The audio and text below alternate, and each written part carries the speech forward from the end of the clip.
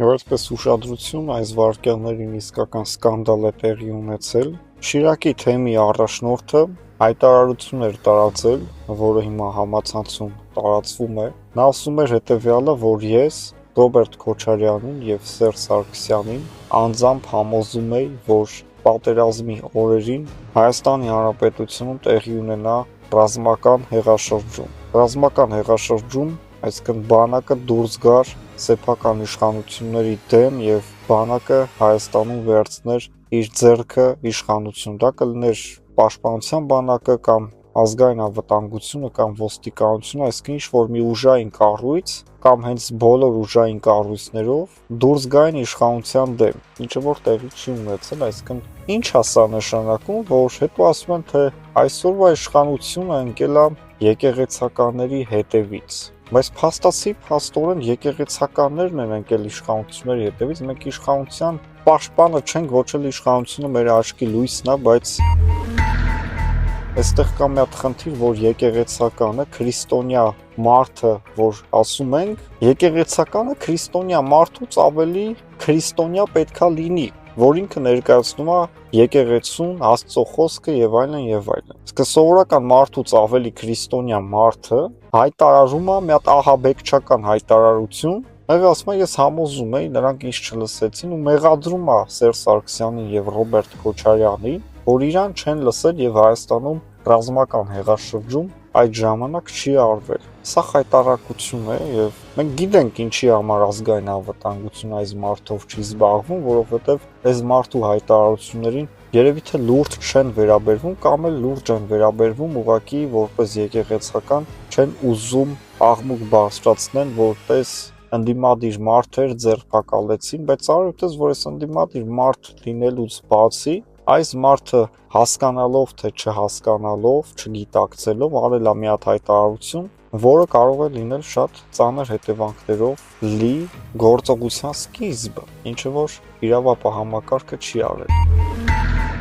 Հետո ասում են եկեղեցու դեմ արշավ։ Եթե եկեղեցու դեմ արշավ լիներ, Բագրատ Գալստանյանը, այս անձնավորությունը, Շիրակի թեմի առաջնորդը վաղուց կհայտնվեին համապատասխան վայրերում։ Եկեղեցին այսօր ընկել է պետականության հետևից։ Շատ մարդիկ պնդում են, որ այսինքն իրանց մեջի ռուսամետները պնդում են, որ Հայաստանը պետքա, չգիտեմ, դառնա Ռուսաստանի կամակատարը, Գյումրի քաղաքապետ Վարդան Ղուկասյանն էլ իր ռուսամետությամբ եւ շատ սարսափելի ծանր աստիճանի ռուսամետությամբ փորձում է քարոզել, որ Հայաստանին անկախություն պետք չի, Հայաստանը պետքա դառնա միութենական պետության մի մաս։ Ասում է Թուրքիան, եթե չեք ուզում գա Հայաստան, պետքա ռուսները գան, դե գնացեք Թուրքին բերեք, ռուսին մերժեք եւ այլն։ Ոչ ռուսը, ոչ էլ առավել եւս թուրքը Հայաստանում անելիք չունեն։ Լավ, չեք կարող մտածել, որ Հայաստանը կարա լինի անկախ պետություն, Հայաստանը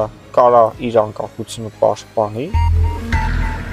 համագործակցելով թե Ռուսաստանի, թե Ամերիկայի, թե նույնիսկ Թուրքիայի որպես հարևան պետություն, Եվրոպայի հետ եւ քեզ հետ հարգալից վերաբերվեն, եթե դու դարձար միութենական պետության մի մաս, քեզ ոչ մեկ չի հարգելու, նույնիսկ քո թշնամիների հետ կարող ես ավելի թշնամանալ։ Ամեն ինչ եկել է հենց ռսից, թե Լեռնային Ղարաբաղի հարցը, թե Նախիջևանը, թե Կարսի եւ Վանի շրջանների Թուրքիային հանձնումը, այսինքն այդ ովքեր են այդ տարածքները տվել թուրքերին ու ադրբեջանցիներին, որ եկել այսօր բան եք բացատրում, իհարկե ռուսները։ Եթե ռուսը հայ բարեկամն էր, այդ բոլոր տարածքները կարող էր պատկանել հայ ժողովրդին, թեկուզ մենք լինենք միութենական պետության մաս, բայց այդ տարածքները ռուսը չզիջեր թուրքերին։ Այն ժամանակ կասենք ռուսը մեր եղբայրն է, մենք լինում ենք Բելարուսի կարգավիճակով Ռուսաստանի միութենական մի մասը։ Բայց ոչ մի բան չի արվել մեզ համար, որ մենք այսօր մեր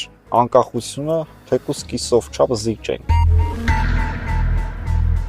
Եվ այսպիսով ուշադրություն։ Ինչն է Ադրբեջանին խանգարում ստորագրել խաղաղության պայմանագիրը, արդյոք Հայաստանը կկարողանա մինչև վերջ իր ասածը առաջ տանել եւ չփոխել սահմանադրությունը եւ արդյոք Հայաստանի ժողովուրդը սահմանադրության փոփոխության հնարավոր հանրաքվեին կքվեարկի այո։ Միանշանակ կասենք, որ այս պայծրությամբ հարցումները ցույց են տալիս, որ Հայաստանի ժողովրդի 85%-ը Ադրբեջանի պահանջով դեմ է սահմանադրության փոփոխությանը։ Ադրբեջանն ասում է, քանի դեռ Հայաստանի Հանրապետությունը չի փոխել իր սահմանադրությունը, որը հիմնվել է անկախության հռչակագրի հիմքերի վրա, չի կարող ստորագրվել խաղաղության պայմանագիր, քանի որ այդ անկախության հռչակագրում ասվում է, որ Արցախը պետքա միանա Հայաստանի Հանրապետությանը։ Հայաստանի արտգործնախարար Արարատ Միրզոյանը Բայրամովի հետ Թուրքիայում տեղի ունեցող հարց ու պատասխանի ընթացքում ասաց հետևյալը, որ առանց այդ փոփոխությունների հնարավորություն կա ստորագրել պայմանագիրը, չասեց իհարկե, որ մենք երբեք չենք կարող փոխել սահմանադրություն եւ այլն, այսինքն երևի թե Հայաստանը սահմանադրության փոփոխության հարցը թողնում է ամենավերջին պլանին։ Մենք չգիտենք, մենք այս հարցում ունենք աջակցություն տարբեր երկրների կողմից, օրինակ Ֆրանսիան ինչ կարծիք ունի, օրինակ Իրանը ինչ կարծիք ունի, Ռուսաստանը ինչ կարծիք ունի, որովհետև բոլորի կարծիքը այս հարցի վերաբերյալ Հայաստանի Հանրապետությանը հետաքրքիր են, բայց ոչ մի պետություն չի ասել, որ Հայաստանը պետքա փոխի սահմանադրությունը, եւ դա է միակ խոչընդոտը, որ այսօր չի ստորագրվում խաղաղության պայմանագիր։ Հայաստանի ժողովրդին, ով ուզում է ստիպի կամ համոզի Հայաստանի ժողովուրդը Ադրբեջանի պահանջով որևէ բանի տակ այո դնող չէ։ Սա հստակ թող Ադրբեջան իմանա։ Եվ այսօր էլ խոսակցությունները իհարկե այնպես են, որ եթե 1 տարի հետո նույնիսկ դրվի սահմանադրության փոփոխության հարց եւ այնպես ներկայացվի, որ գիտեք ինչ կա, սա Ադրբեջանի պահանջը չէ, միևնույն է Հայաստանի ժողովուրդը արդեն գիտի, որ դա Ադրբեջանի պահանջն է, բայց մենք վստահ ենք, որ նույնիսկ եթե այդ փոփոխությունները մենք անենք, Ադրբեջանը հրաժարվելու է ստորագրել խաղաղության պայմանագիրը, տարբեր պատճառներ բերելով։ Եվ այդ ժամանակ, ինչպես է Հայաստանի ղեկավարությունը նայելու հայ ժողովրդի աչքերի մեջ, երբ որ հանուն խաղաղության ժողովրդին համոզեն եւ այլն եւ ժողովուրդը գնա եւ քվեարկի այո փոփոխեն սահմանադրություն եւ Ադրբեջանն ասի հիմա էլ ուրիշ պատճառ կա, որ չենք ստորագրում խաղաղության պայմանագիրը։ Մենք վստահ ենք, որ Ադրբեջանը այդպես է պատասխանելու եւ մենք չենք տեսնում Ադրբեջանի հետ հնարավոր մոտ ապագայում խաղաղություն, նախ Ադրբեջանը դա չի ուզում եւ հետո Հայաստանը սրանից այն կողմ զիջումների եւ նմանատիպ այդ գործընթացների չի կարող գնալ։ Դա արդեն ճոխություն կլինի։ Ադրբեջանը փորձում է քաղել հնարավոր առավելագույնը այս հարցի շուրջ եւ այդ պայմանագրում ներառել բաներ, որոնք երկար տարիներ իրենց օգուտ են տալու եւ Ալիևը գլուխ է գովալու, որ ինքը նման բան է ստորագրել այն հայերի հետ, որոնք 30 տարի եւ ավելի Լեռնային Ղարաբաղը իրենց ձեռքում են պահել։ Եվ մենք նույնիսկ Թուրքիայի հետ այսօր չենք կարողանում լեզու գտնել, Թուրքիայի հետ ոչ պատերազմի մեջ ենք, 100 տարի է Թուրքիայի հետ մենք պատերազմներ չենք ունեցել, իսկ 100 տարի անցել է